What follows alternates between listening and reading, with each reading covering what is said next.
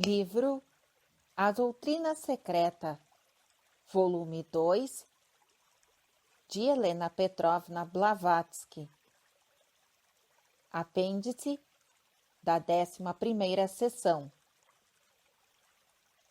Título: O pensamento antigo com vestuário moderno.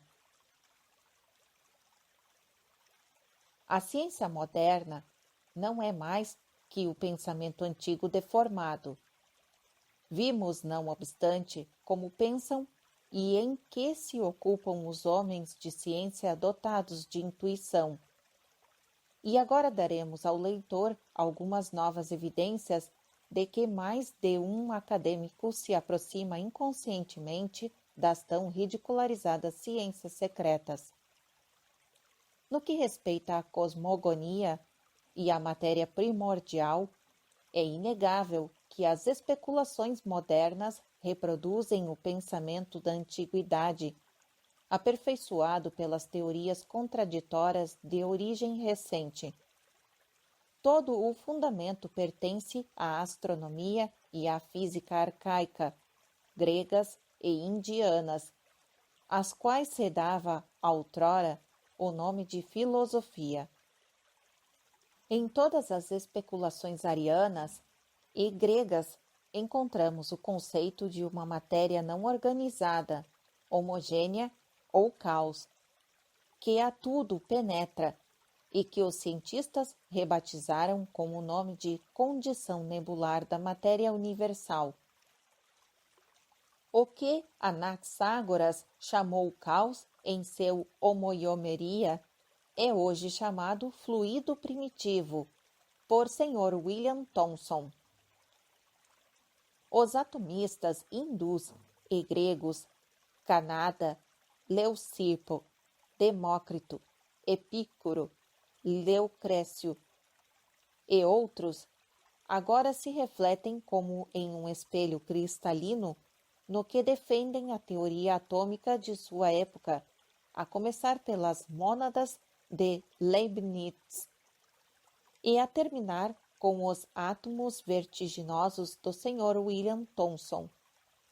Observação número 1.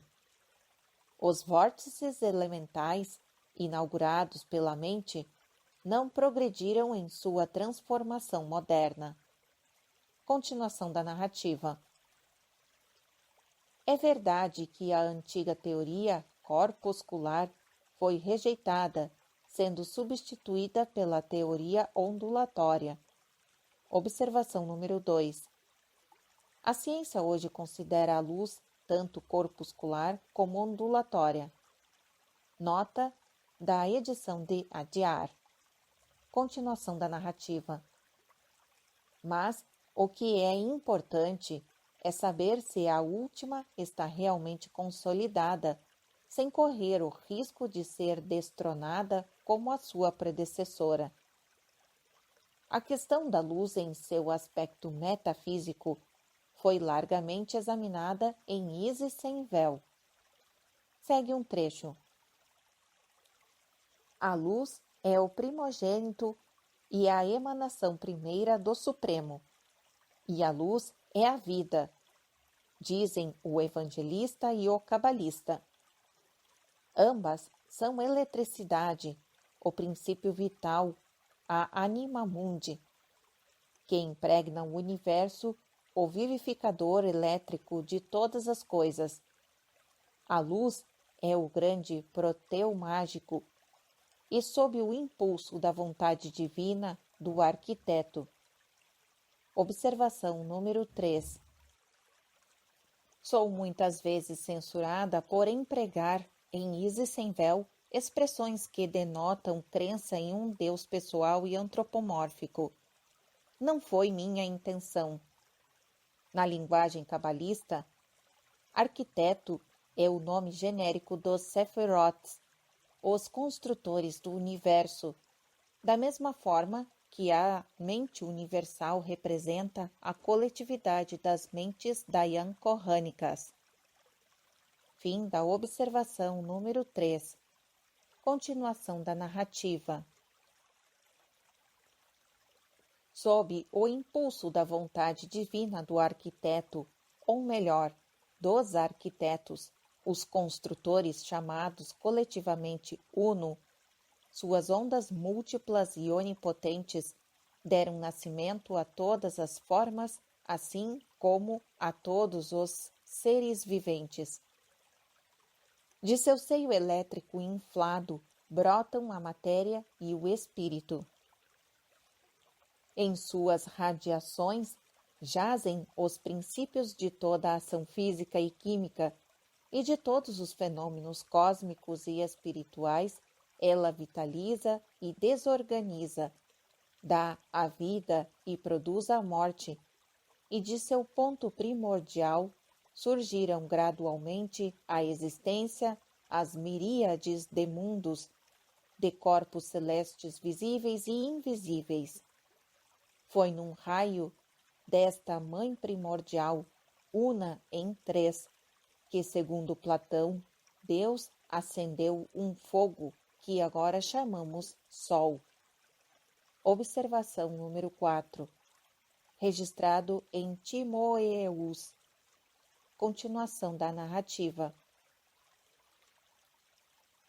E que não é a causa da luz e do calor, mas simplesmente o foco, ou, como poderíamos dizer, a lente por meio da qual a luz primordial materializa os seus raios, concentrando-os sobre o nosso sistema solar e produzindo todas as correlações de forças. Fim do trecho. Observação número 5. Retirado de Isis Sem Véu, no volume 1, página 258. Continuação da narrativa. É o éter, como acaba de ser explicado nas teorias de Metcalfe, repetidas pelo Dr. Richardson, ressalvado que o primeiro admite certas peculiaridades da moderna teoria ondulatória. Não pretendemos opor-nos a esta teoria, apenas afirmamos que ela necessita ser completada e refundida.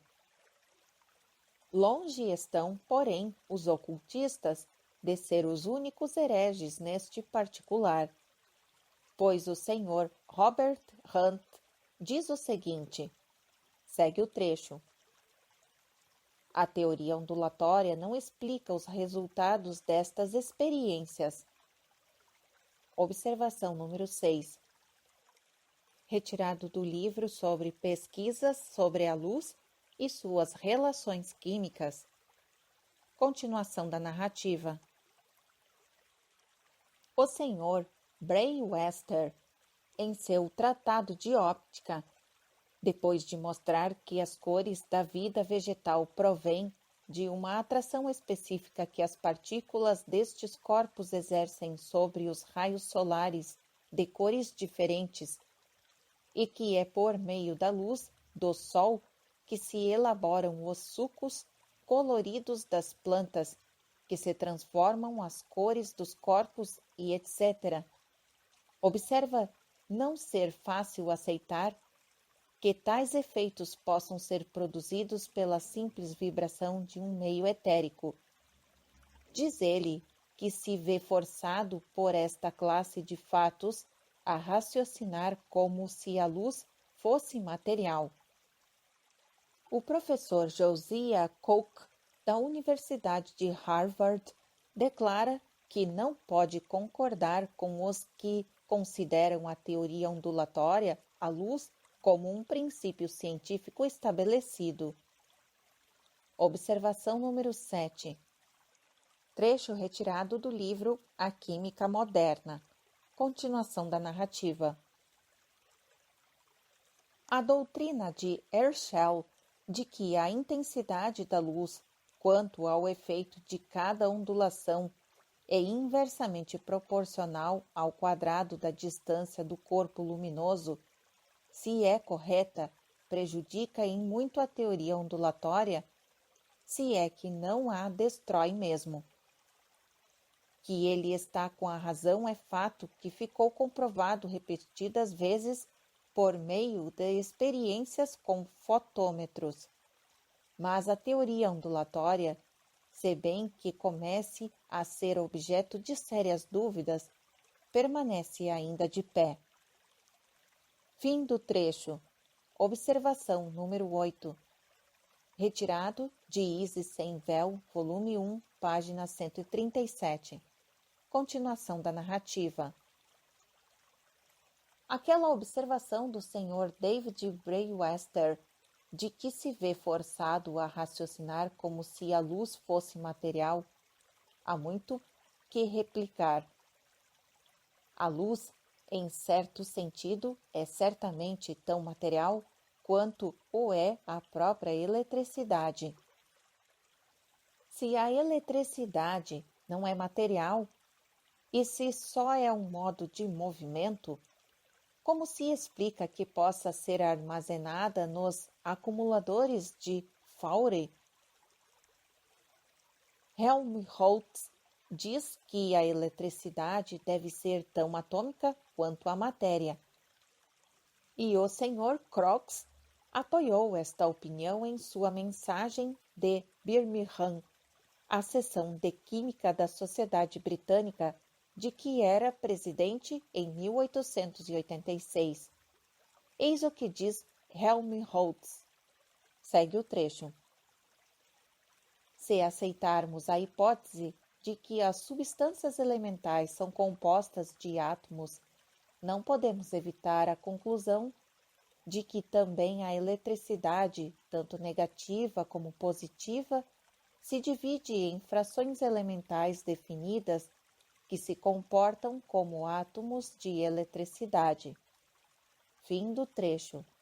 Observação número 9. Trecho retirado das palestras de Faraday em 1881, onde diz: as partículas positivas e negativas de eletricidade do professor Crookes correspondem aos nossos positrons e nêutrons de hoje. Nota da edição de Adyar. Continuação da narrativa.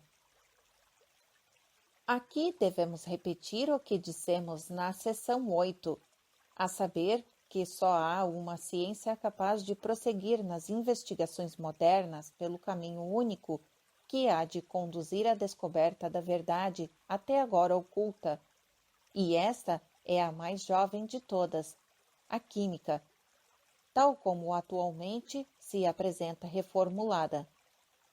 Outra não há, sem mesmo excluir a astronomia, que possa orientar com tanta segurança a intuição científica, como pode fazê-lo a química. Temos duas provas disso no mundo da ciência.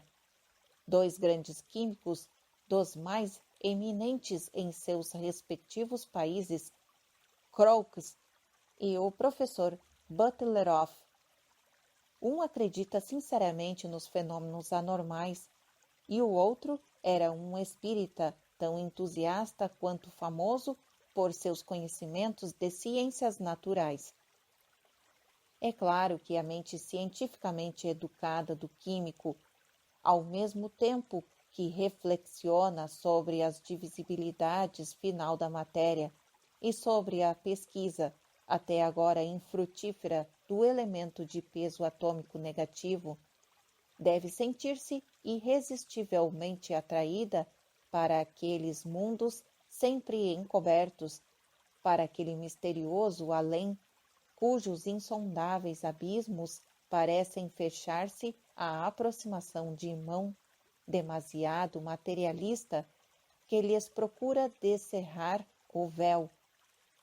É o desconhecido e o sempre incognoscível, adverte o monoteísta agnóstico. Não é verdade, responde o químico perseverante. Estamos na pista e não queremos desanimar. E voluntariamente franquearemos o limiar da misteriosa região em que a ignorância põe a etiqueta de desconhecida.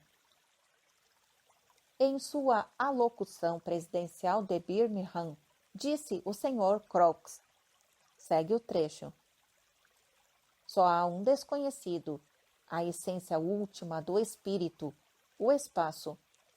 Aquilo que não é o absoluto nem o uno é em virtude mesmo desta diferenciação e por mais distante que se ache nos sentidos físicos, sempre acessível à mente espiritual humana, que é um resplendor do integral não diferenciado. Fim do trecho. Continuação da narrativa. 2 ou 3 parágrafos, já no final de sua conferência, sempre a gênese dos elementos, mostram que o eminente cientista trilha a estrada que leva a importantes descobertas. Durante algum tempo esteve estudando a questão do prótilo original e chegou à conclusão de que aquele que obtiver a chave poderá descobrir alguns dos mais profundos mistérios da criação. Prótilo, como esclarece o grande químico, é uma palavra análoga a protoplasma, para imprimir a ideia da matéria primitiva antes da evolução dos elementos químicos. O termo que me permito adotar para este fim é composto de observação. Aqui, a autora apresenta alguns símbolos para identificar. Como não foi possível fazer a tradução destes símbolos, identificaremos apenas como símbolo, para ficar melhor a compreensão. Continuação da narrativa. O termo que permitimos adotar para este fim é o composto do símbolo anterior a e o símbolo a substância de que são feitas as coisas. A palavra não é uma novidade, pois que há 600 anos Roger Bacon escreveu em sua Arte Química que os elementos são feitos de, segue um símbolo, e cada elemento se transforma em outro elemento. O conhecimento de Roger Bacon não veio por inspiração a este maravilhoso mago dos tempos passados. Observação número 10. Assim, o que a autora desta obra dizia há 10 anos, em 1877, em Easy Sem Véu, tem o sabor de profecia. Eis as próprias palavras. Muitos destes místicos, seguindo os ensinamentos recolhidos de tratados que foram secretamente conservados e transmitidos de geração em geração, levaram a cabo descobertas que não seriam para desprezar, mesmo em nossa época de ciências exatas. Roger Bacon, o monge, foi ridicularizado como charlatão, sendo geralmente classificado nos dias atuais entre os que pretendiam possuir a arte mágica, mas as suas descobertas não foram por isso menos aceitas e são hoje utilizadas pelos que mais o ridicularizaram. Roger Bacon pertencia de direito, senão de fato, a esta confraria que inclui todos os que estudam as ciências ocultas. Vivendo no século XIII e sendo, portanto, quase contemporâneo de Alberto Magno e de Tomás de Aquino, suas descobertas, tais como a pólvora e os vidros ópticos, e seus trabalhos de mecânica eram por todos considerados como outros tantos milagres. Acusaram-no de haver feito um pacto com o diabo. Veja-se em Easy Sem Véu, no volume 1, páginas 64 e 65. Fim da observação número 10. Continuação da narrativa. Senão, o que adquiriu no estudo de antigas obras de Maria e alquimia, possuindo a chave da verdadeira significação de sua linguagem. Vejamos, porém, o que diz o Sr. Crookes ser acerca do prótilo, este vizinho próximo do inconsciente mula prakriti dos ocultistas. Segue o trecho. Vamos partir do momento em que surgiu o primeiro elemento. Além disso, a matéria, qual a conhecemos, não existia. É igualmente impossível conceber a matéria sem energia e a energia sem matéria. De certo ponto de vista, ambos são termos conversíveis. Antes do nascimento dos átomos, todas estas formas de energia, que se manifestam quando a matéria atua sobre a matéria, não podiam ter existido. Observação número 11. Assim é, essas formas de energia que se fazem evidentes no laboratório do químico e do físico, mas existem outras formas de energias associadas a outras formas de matéria que são suprassensíveis, mas conhecidas dos adeptos. Fim da observação número 11. Continuação da narrativa. Estavam encerradas no prótilo como meras potencialidades latentes.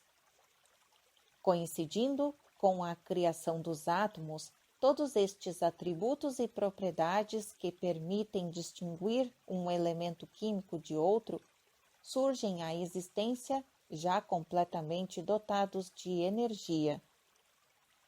Fim do trecho. Observação número 12. Trecho retirado de Endereço Presidencial, página 16. Continuação da narrativa.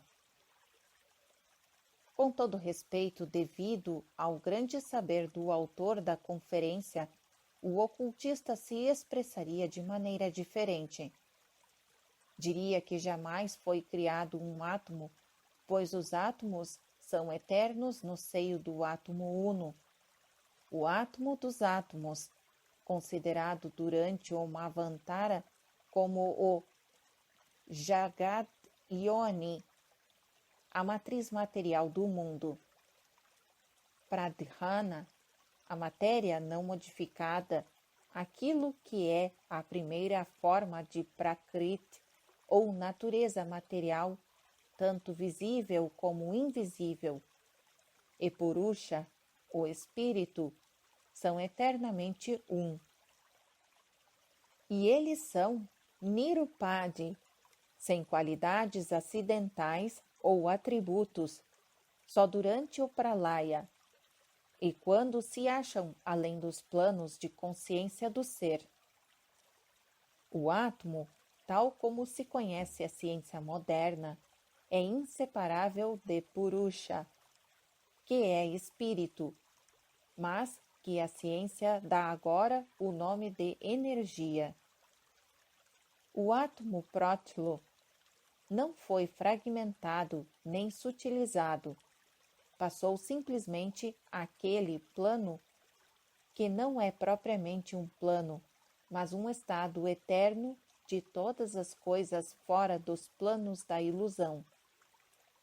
Purusha e Prakriti são ambos imutáveis e inconsumíveis, ou Aparinamin, ou Avayaya, na eternidade, e podem ser chamados durante os períodos mayavícos Vaiya e Parinamin, ou o que pode expandir-se, ocultar-se e desaparecer, e o que é modificável. Neste sentido, Purusha deve obviamente distinguir-se para Brahman em nossos conceitos. Sem embargo, o que a ciência chama de energia ou força, e que Metcalfe descreve como força binária, não é apenas energia, nem pode sê-lo, nunca. pois é a substância do mundo e a sua alma, Sarvaga, que a tudo impregna em conjunção com Kala, o tempo. Os três são a trindade em um, durante um Mavantara, a unidade toda-poderosa que atua como três coisas distintas sobre Maya, o plano da ilusão. Na filosofia órfica da Grécia Antiga, eram chamados Phanes, Caos e Cronos. A tríade dos filósofos ocultistas daquele tempo. É de ver, porém, como o Sr. Crookes se aproxima do incognoscível e que probabilidades existem para a aceitação das verdades ocultas em suas descobertas. Falando da evolução dos átomos, prossegue ele nestes termos. Segue o trecho. Detenhamo-nos no fim da primeira vibração completa e examinemos o resultado. Encontramos já os elementos da água, do amoníaco, do ácido carbônico, da atmosfera da planta e da vida animal, fósforo para o cérebro, sal para os mares, argila para a terra sólida, fosfato e silicatos, suficientes para um mundo e uns habitantes que não diferem-se muito dos atuais. É certo que os habitantes humanos teriam que viver em um estado de simplicidade mais que arcadiana e que a ausência do fosfato cálcico seria de difícil compreensão no que respeita à existência dos ossos. Observação número 13. Precisamente a existência de tais mundos em outros planos de consciência é o que afirma o ocultista. A ciência secreta ensina que a raça primitiva não tinha ossos e que existiam mundos invisíveis aos nossos olhos, mundos povoados como os nossos, afora as populações de Dayan Korans. Fim da observação número 13, continuação da narrativa. No outro extremo da nossa curva, vemos um grande hiato. Este oásis e os vazios que o precedem e sucedem podem atribuir-se, segundo todas as probabilidades, ao modo particular em que se desenvolveu a nossa Terra, a fim de se tornar um membro do nosso sistema solar. Se assim é, pode ser que só em nossa Terra ocorram tais vazios e que não se generalizem por todo o universo. Fim do trecho. Continuação da narrativa. É a confirmação de vários acertos constantes das obras ocultas. Primeiro, que nem as estrelas nem o Sol se pode dizer que sejam constituídos dos elementos terrestres familiares à química, apesar de se acharem presentes nos envoltórios externos do Sol, juntamente com muitos outros elementos até agora desconhecidos da ciência. Segundo, que o nosso globo tem seu laboratório especial nos confins de nossa atmosfera. Ao cruzá-los, todo o átomo e toda a molécula se modificam e se diferenciam de sua natureza primordial. Em terceiro, que finalmente, embora nenhum dos elementos presentes na Terra possa faltar no Sol, há neste muitos outros que não existem ou não foram ainda descobertos em nosso globo. Alguns podem faltar em certas estrelas e corpos celestes em curso de formação, ou ainda que presentes ali, tais elementos, em virtude de sua condição atual, podem não se revelar ainda às provas científicas usuais. Observação número 14. Registrado em Os 5 Anos da Teosofia, na página 258 e seguintes. Continuação da narrativa. O Sr. Crox refere-se ao hélio. Observação número 15. O hélio foi obtido em 1895 por o Sr. William Ramsay. Nota da edição de Adyar. Continuação da narrativa. O Sr. Crox refere-se ao hélio, corpo de peso atômico inferior ainda ao do hidrogênio, corpo simples puramente hipotético em nossa Terra, mas que existe em abundância na cromosfera do Sol. A ciência oculta acrescenta que nenhum dos corpos considerados como simples pela química merece realmente este nome. Mais adiante, o Sr. Crox fala em termos aprovativos sobre o forte argumento do Dr. Carnelley em abono da natureza composta dos chamados corpos simples por sua analogia com as radículas compostas. Até o presente, só a alquimia, em seu período histórico e nos chamados países civilizados, logrou obter um verdadeiro corpo simples ou uma partícula de matéria homogênea, o Mysterium Magnum de Paracelso. Mas isso foi antes da época do Lord Bacon. Observação número 16. Diz o Sr. Crox no mesmo discurso: o primeiro enigma que a química nos depara é este: que são corpos simples?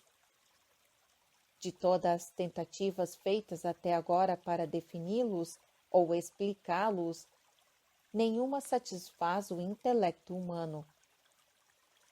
Os compêndios nos dizem que o corpo simples é um corpo que não pode ser decomposto, que é uma coisa que podemos acrescentar, mas da qual nada podemos subtrair, ou um corpo que aumenta de peso e cada modificação química.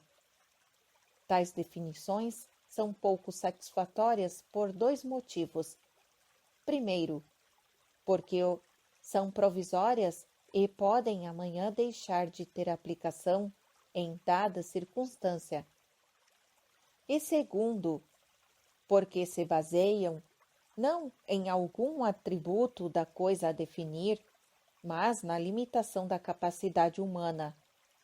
São confissões de impotência intelectual. Fim das observações número 16. Continuação da narrativa. Agora segue um texto em destaque pela autora.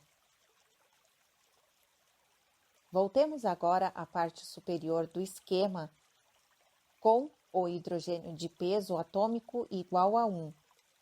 Não há lugar para outros corpos simples, a não ser, talvez, para o hipotético hélio.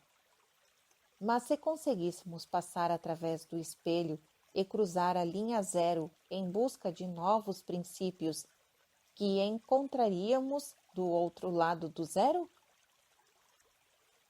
O Dr. Carnelley pede um corpo simples de peso atômico negativo. Aqui há amplo espaço e margem suficiente para uma série espectral de não substancialidades que tais. Helmholtz diz que a eletricidade é provavelmente tão atômica quanto a matéria. Será a eletricidade um dos corpos simples negativos? E o éter luminoso outro? A matéria, qual a conhecemos hoje, não existe aqui. As formas de energia que são aparentemente nos movimentos da matéria não passam ainda de possibilidades latentes. Uma substância de peso negativo não é inconcebível. Observação número 17. E o conferencista cita o Sr. George Airy, que diz o seguinte em Faraday's Vida e Cartas, no volume 2, página 354. Posso facilmente conceber que haja ao nosso redor muitos corpos não sujeitos a esta ação mútua e que, por conseguinte, não se acham submetidos à lei de gravitação. Fim da observação número 17, continuação da narrativa. Mas podemos formar um conceito claro de um corpo que se combine com outros corpos em proporções que se expressem por quantidades negativas? Observação número 18. A filosofia vedantina o admite, mas já não se trata de física, senão de metafísica, que o Sr. Tyndall qualifica de poesia e ficção. Continuação da narrativa. Uma gênese dos corpos simples, tal como a que delineamos, não se confinaria ao nosso pequeno sistema solar, mas seguiria provavelmente a mesma série de sucessos em todos os centros de energia visíveis atualmente sob a forma de estrelas. Antes de surgirem os átomos para gravitar uns em torno dos outros, não podia exercer-se pressão alguma, mas, nos confins da esfera de névoa ígnea, em que tudo é prótilo e em cujo núcleo as forças colossais que indicam o nascimento de um elemento químico exercem toda a sua ação, o violento calor iria acompanhado por uma gravitação suficiente para impedir que os elementos recém-formados se lançassem no espaço. À medida que aumenta o calor, aumentam a expansão e o movimento molecular. As moléculas tendem a separar-se e suas afinidades químicas amortecem, mas a enorme pressão causada pela gravitação da massa, na parte externa daquilo que, por amor da brevidade, chamarei a crosta nascente, contrabalancearia a ação do calor. Além da crosta nascente, haveria um espaço em que não se poderia dar nenhuma ação química, porque ali a temperatura ultrapassaria o que se denomina ponto de dissociação dos compostos. Neste espaço, o leão e o cordeiro repousariam lado a lado, e o fósforo e o oxigênio misturar-se-iam sem unir-se. O hidrogênio e o cloro não se mostrariam tendência a laços mais estreitos, e até o flúor, este gás enérgico, que os químicos só conseguiriam isolar há 1 ou 2 meses, flutuaria livre e sem se combinar. Fora deste espaço de matéria atômica em liberdade, existiria outra capa em que os elementos químicos formados teriam esfriado até atingir o ponto de combinação, e a série de fenômenos tão claramente descritos pelo Sr. Matthew Williams no livro O Combustível do Sol. Dar-se-ia então, culminando na Terra sólida e no começo do tempo geológico. Registrado na página 19. Fim do trecho em destaque pela autora. Continuação da narrativa. Eis aí a linguagem estritamente científica, mas em termos sugestivos, a descrição da evolução do universo diferenciado segundo os ensinamentos secretos. O sábio termina sua conferência com períodos em que cada frase é como um raio de luz através do negro véu materialista, que até então vinha cobrindo as ciências exatas, e significa um passo à frente em direção ao sanctum sanctorum do oculto. Diz ele ainda, segue o trecho. Vimos como é difícil definir um corpo simples. Observamos também que muitos físicos e químicos se insurgem contra a acepção usual da palavra elemento. Ponderamos a improbabilidade de sua existência eterna. Observação número 19. Em sua forma atual, quer nos parecer. Continuação da narrativa. Ou em sua formação pelo acaso. Como derradeira alternativa, pensamos que a sua origem fosse devida a um processo evolutivo semelhante aos dos corpos celestes, segundo Laplace, e ao das plantas e animais do nosso globo, segundo Lamarck, Darwin e Wallace. Observação número 20.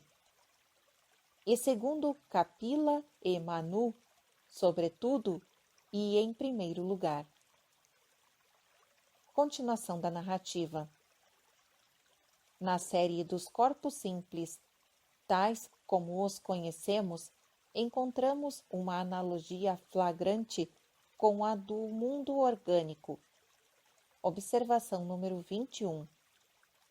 Eis aqui uma confirmação científica da lei eterna de correspondência e analogia. Continuação da narrativa. Na falta de uma prova direta da decomposição de qualquer corpo simples, procuramos e descobrimos uma prova indireta. Consideramos depois o aspecto da gênese dos elementos e finalmente passamos em revista um esquema de uma origem sugerindo pelo método do professor Reynolds para ilustrar a classificação periódica. Observação número 22. Este método de ilustração da lei periódica na classificação dos elementos foi, segundo diz o Sr. Crookes, proposto pelo professor Emerson Reynolds, da Universidade de Dublin, o qual observa que, em cada período, as propriedades gerais dos corpos simples variam de um a outro com aproximada regularidade, até chegar a um sétimo membro que apresenta um contraste mais ou menos acentuado com o primeiro elemento do mesmo período e também com o primeiro do período seguinte. Assim, o cloro, sétimo membro do terceiro período de Mendeleev, contrasta fortemente com o sódio, primeiro elemento da mesma série, e com o potássio, primeiro membro da série imediata, enquanto, por outro lado, o sódio e o potássio têm entre si muita analogia. Os 6 corpos simples, cujos pesos atômicos estão compreendidos entre o do sódio e o do potássio, variam em propriedades passo a passo até que se chegue ao cloro, contraste do sódio. Mas, do cloro ao potássio, anólogo do sódio, as mudanças de propriedades se efetuam sem saltum. Se reconhecermos deste modo um contraste de propriedades mais ou menos marcantes entre o primeiro e o último membro de cada série, não podemos deixar de admitir a existência de um ponto de variação média dentro de cada sistema. Em geral, o quarto elemento da série tem propriedades que seriam de esperar em um corpo de transição.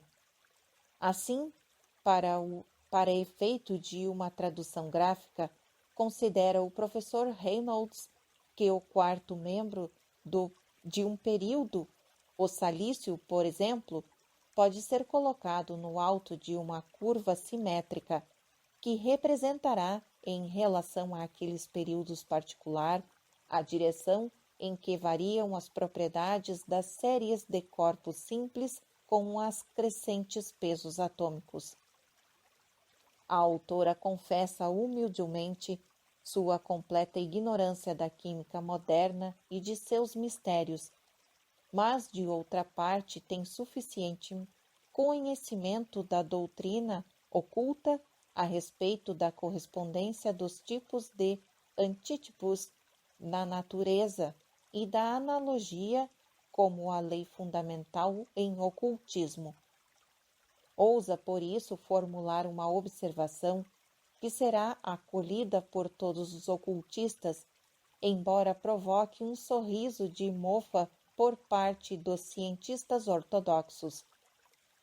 O método de ilustrar a lei periódica no comportamento dos corpos simples, seja ou não ainda uma hipótese na química, é uma lei em ciências ocultas. Todo ocultista culto sabe que o sétimo e o quarto membros em uma cadeia setenária de mundos, como na hierarquia setenária de anjos, na constituição do homem, do animal e da planta, como na do átomo mineral, que o sétimo e o quarto membros, repetimos, desempenham sempre um papel definido e específico no sistema setenário das manifestações geométricas e matematicamente uniformes das imutáveis leis da natureza. Desde as estrelas que lucilam no alto dos céus até as chispas que se desprendem do fogo que o selvagem acende por processo primitivo no interior de sua floresta, desde a hierarquia e a constituição essencial do Dayan Korans, feita para percepções mais divinas e para uma ordem de conceitos tão elevadas como jamais poderia sonhar o maior de todos os psicólogos ocidentais, até a classificação natural das espécies, incluindo a dos mais humildes insetos. Em suma, desde os orbes aos átomos, tudo no universo, desde o infinitamente grande ao infinitamente pequeno, segue em sua evolução espiritual e física uma ordem cíclica e setenária, em que o sétimo e o quarto números, sendo este último o ponto de retorno, se comportam de modo idêntico ao que nos mostra aquela lei periódica dos átomos. A natureza jamais procede per saltum. Assim, quando o Sr. Crookes observa a este respeito que não deseja concluir que os vazios da tábua de Mendeleev, em sua representação gráfica, o diagrama que indica a evolução dos átomos, signifiquem necessariamente a existência de corpos simples para preenchê-los, que um vazio que pode simplesmente significar que, ao nascerem os elementos, haviam uma potencialidade propícia à formação de um elemento que devesse ocupar esse lugar.